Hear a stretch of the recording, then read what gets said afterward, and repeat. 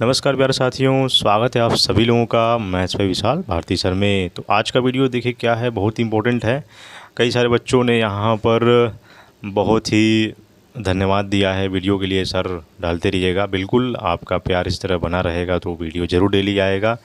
और देखिए हमें क्या है कि जो आपका एग्ज़ाम आने वाला है वो बहुत अच्छे से आपका जाए और पूरी एकदम तैयारी में लगे रहिए। बस आपका सिलेक्शन फेज़ का एग्ज़ाम होगा, फिर इसके बाद आपका जो है एमटीएस का है, फिर उसके बाद वही रेगुलर आपका जो टाइम टेबल है उसी अकॉर्डिंग एग्ज़ाम आपका होता रहेगा। रेलवे का भी देखिए आपका है ही, ठीक है। तो तैयारी में हमें कोई कमी नहीं छोड़नी है, पूरा हमें ध्यान देना है, ठीक है। और इंग्लिश का तो मैं आपका कवर कर रहा हूँ और आने वाले भी टाइम में जो और भी बचे हुए सब्जेक्ट हैं वो भी आपका क्लास स्टार्ट किया जाएगा। ओके, तो चलिए बिना देर के वीडियो को शुरू करते हैं। यहाँ पर पहला क्वेश्चन देखिए क्या पूछा गया है। और हाँ, इसको कॉपी पेन में लिख करके इसको पूरा नोट कर लीजिएगा और याद भी कर लीजिएगा। इसमें मैं आपको बताऊंगा कि इसका यूज़ भी आपको कहाँ पर करना है, कैसे होता है, तो इससे आपको याद करने में आसानी होगा, भूलेंगे नहीं आप, ठीक है। तो चलिए देखिए क्या है। एक्सटेंसिवली यह एक एडवर्ब है और इसका मीनिंग होता है व्यापक रूप से, यानी कोई बहुत बड़े क्षेत्र में या कोई व्यापक रूप में इसका यूज़ होता है। और इसका सिनोनिम्स देखिए मैं यहाँ लिखना भूल गया हूँ। सिनोनिम्स सिनोनिम्स क्या होता है देखिए। सिनोनिम्स आपका वाइडली हो जाएगा, मतलब व्यापक रूप से, और या ब्रॉडली भी आप इसे बोल सकते हो। और एक्सटेंसिवली का उल्टा कर दीजिए तो नैरोवली हो जाएगा, सीमित रूप से, या स्लाइटली हो जाएगा, ठीक है। तो इसका एग्जांपल आप बना सकते हो, या देखिए मैंने लिखा भी हुआ है, the issue was extensively discussed in the meeting, यानी इस मुद्दे पर मीटिंग में व्यापक रूप से चर्चा की गई। तो एक्सटेंसिवली का हम यूज़ कहाँ पर करेंगे, क्योंकि जब आप इसका यूज़ नहीं जानोगे तो आप भूल जाओगे कैसे आप करना है। तो ध्यान दीजिए, जब भी किसी काम पर कोई चर्चा या कोई प्रभाव के बहुत बड़े स्तर पर होने की बात अगर होती है तो वहाँ पर एक्सटेंसिवली वर्ड यूज़ होता है, ठीक है। इसको आप ज़रूर लिख लीजिएगा। इसके बाद है डैम्पनिंग। डैम्पनिंग क्या है, यह एक वर्ब है, याद रखिएगा।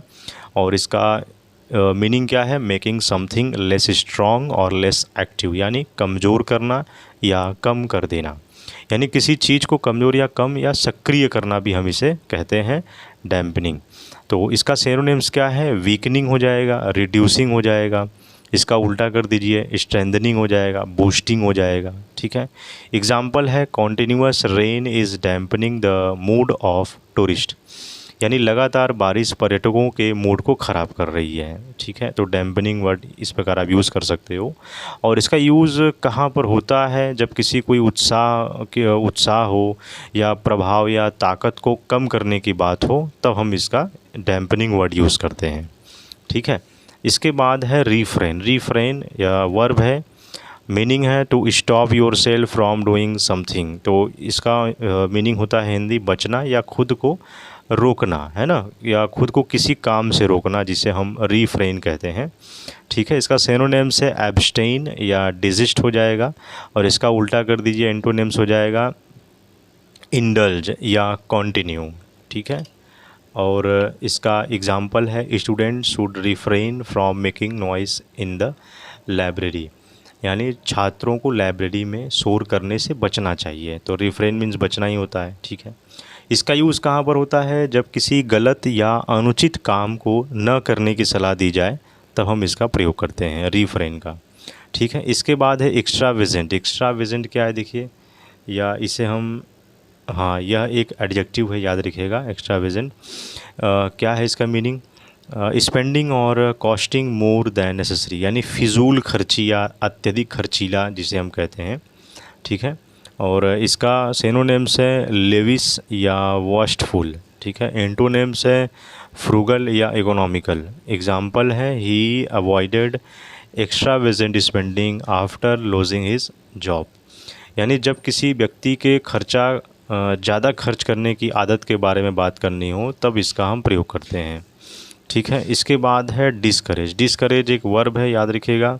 इसका मीनिंग है to try to prevent someone from doing something, यानी हतोत्साहित करना या रोकना, ठीक है। इसे किसी को कोई काम करने से रोकने की कोशिश करना, जिसे हम डिस्करेज कहते हैं, यह एक वर्ब है।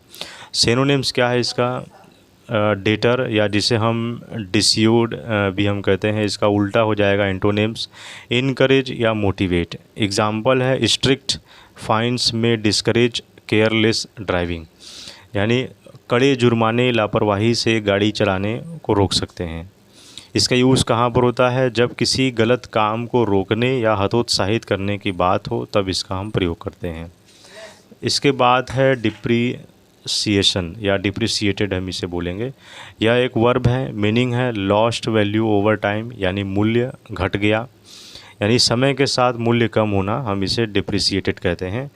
सिनोनिम्स आपका है डीवैल्यूड या डिक्लाइंड हो जाएगा, और एंटोनिम से आपका एप्रिसिएटेड या इंक्रीज्ड हो जाएगा। और इसका एग्जांपल है the value of the old car depreciated quickly. ठीक है, तो इसका क्या होगा? द वैल्यू ऑफ ओल्ड का यानी पुरानी कार की कीमत जल्दी कम हो गई है ना, the value of the old का डिप्रिसिएट क्विकली, क्योंकि मूल्य घट गया, डिप्रिसिएटेड ही होता है। इसका यूज़ हम कहाँ पर करेंगे? जब किसी वस्तु, पैसे या संपत्ति की कीमत घटने की बात हो तब हम इसका प्रयोग करते हैं। ठीक है, इसके बाद है डाइवर्जेंस। डाइवर्जेंस एक नाउन है, याद रखिएगा। मीनिंग क्या होता है? अ डिफरेंस और a movement away from similarity, यानी अंतर या भिन्नता को हम डाइवर्जेंट कहते हैं, है ना, यानी अलगाव या समानता से दूर होना भी हम इसे डाइवर्जेंट कहते हैं।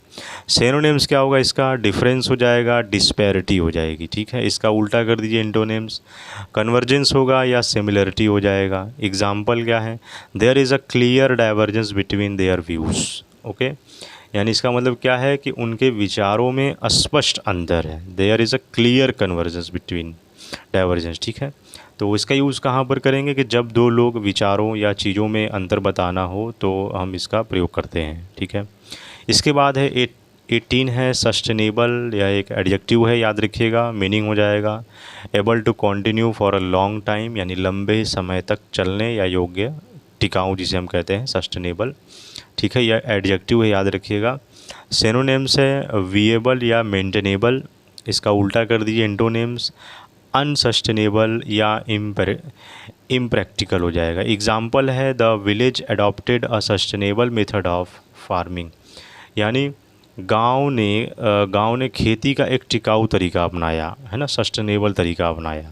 तो सस्टेनेबल वर्ड कहाँ पर यूज़ करेंगे हम? जब किसी योजना, विकास या काम के लंबे समय तक सफल रहने की बात हो तब हम इसका प्रयोग करते हैं। ओके, नेक्स्ट है आपका ट्रांसिएंट। ट्रांसिएंट देखिए एडजेक्टिव है, क्या होता है? Lasting only for a short time, यानी क्षणिक या अस्थायी जिसे हम बोलते हैं, यानी थोड़े समय तक रहने वाला। ठीक है, सिनोनिम्स क्या है? टेम्परेरी, टेम्परेरी हो जाएगा, और फ्लीटिंग भी हम इसे कहते हैं।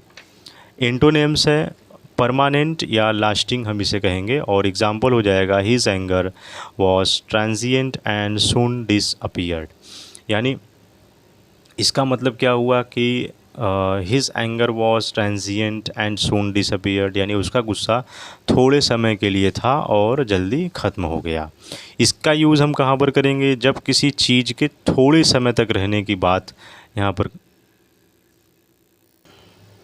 हाँ तो साथियों, लाइट चली गई थी तो लाइट आ गई है, देखिए क्या है इसका एग्जाम्पल का हिंदी मीनिंग समझना है। His anger was transient and soon disappeared, यानी उसका गुस्सा थोड़े समय के लिए था और जल्दी ख़त्म हो गया। तो ठीक है, तो ट्रांजिएंट का मतलब यही है, क्षणिक या अस्थायी रूप से होना। तो इसका यूज़ हम कहाँ पर करेंगे?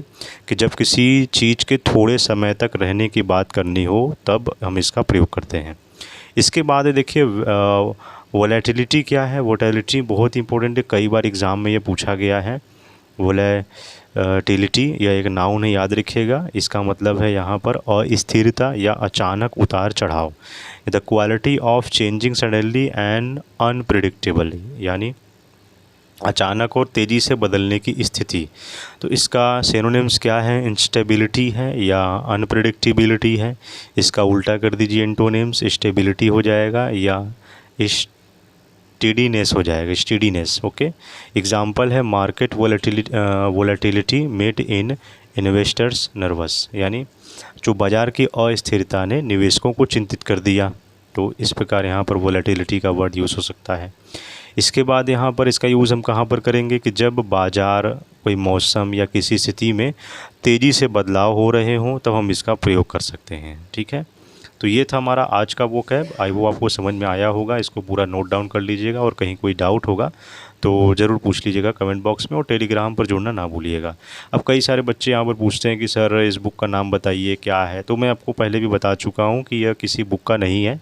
मैं डेली जो है इंग्लिश न्यूज़पेपर जो है पढ़ता रहता हूँ, और जो एसएससी बैंक रेलवे में जो इंग्लिश का जो सवाल पूछे जाते हैं प्रीवियस ईयर क्वेश्चन पेपर, उसमें से जो हार्ड वर्ड होते हैं, जो कई बार रिपीटिटिव क्वेश्चन होते हैं, और जो इंग्लिश न्यूज़पेपर में आए हुए एडिटोरियल के जो हार्ड वर्ड होते हैं, उसको मैं कलेक्ट करता हूँ। कलेक्ट करने के बाद जो जो इम्पोर्टेंट होता है उसका मैं यहाँ पर पूरा मैं एक प्रिंट निकाल लेता हूँ। प्रिंट निकाल करके मैं आपको बताता हूँ, क्योंकि आप क्वेश्चन पेपर आप प्रीवियस ईयर का उठा कर देखोगे तो जितने भी पूछे गए हैं, एसएससी हो या कोई बैंक हो या रेलवे हो, तो उसमें बहुत ही हार्ड वर्ड ही पूछे गए हों। मतलब ऐसा ऐसा वर्ड पूछा गया जो आपने कभी नाम भी नहीं सुना होगा।